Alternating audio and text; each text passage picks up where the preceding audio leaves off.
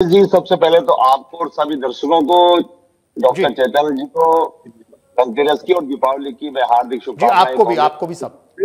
अपनी ओर से प्रेषित करता हूं जी और सब ईश्वर से प्रार्थना करता हूं सबकी दीपावली बहुत अच्छी और शुभ हो।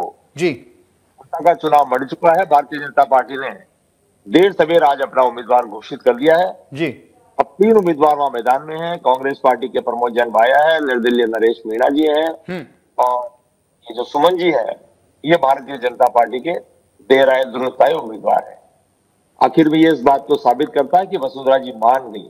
हम्म पिछले 7-8 दिन से वसुंधरा जी को मनाने का प्रयास आरएसएस भी कर रहा था, आदरणीय मुख्यमंत्री भजनलाल शर्मा जी भी कर रहे थे, आदरणीय उन्हीं के शिष्य रहे मदन राठौड़ साहब भी कर रहे थे, लेकिन वसुंधरा जी सिंधिया मान नहीं रही थी। ओम बिरला जी प्रभुलाल सैनी जी जी को और मदन राठौड़ साहब प्रभुलाल सैनी जी के पक्ष में थे। वसुंधरा जी चाह रही थी कि उनकी जो वाइफ थी, जो पुराने वाले एमएलए थी प्रभाती जी, उनको दिया जाए और उनकी सेकंड चॉइस सुमन थे। लेकिन वसुंधरा जी अड़ी हुई थी।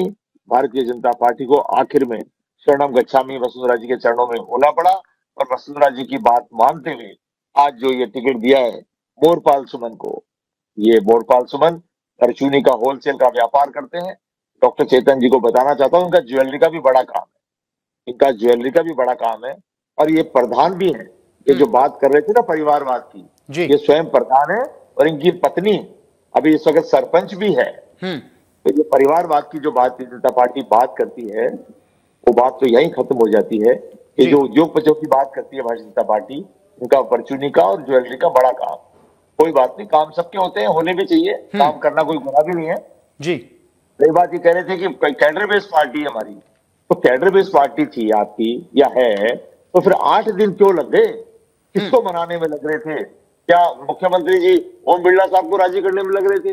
क्योंकि मैंने सुना है कि ओम बिरला साहब की और माननीय मुख्यमंत्री जी की खूब अच्छी पड़ती है, दोनों की साठगांठ बहुत अच्छी है और मदन राठौड़ साहब भी उधर ही चल रहे थे। हालांकि कहते हैं मदन राठौड़ साहब वसुंधरा जी के व्यक्ति थे एक जमाने में, लेकिन जब से उनकी कार्यकारिणी नहीं बनी है, 1 साल हो गया संघर्ष कर रहे हैं, हटने का नंबर आ गया, लेकिन कार्यकारिणी की अनुमति आज तक नहीं दी। मैं भी आपका जब डिबेट चालू हुआ तो उनका बयान भी सुन रहा था। तो मैं तो राठौड़ साहब से निवेदन करूंगा कि आपने मोरपाल जी को टिकट दे दिया, बहुत मेहरबानी है, अपनी कार्यकारिणी को घोषित करवा लीजिए। कहीं ऐसा नहीं हो गुजरात की तरह आपका भी नंबर आ जाए, क्योंकि आप भी क्या ओवर कॉन्फिडेंस बहुत डूब रहे हैं।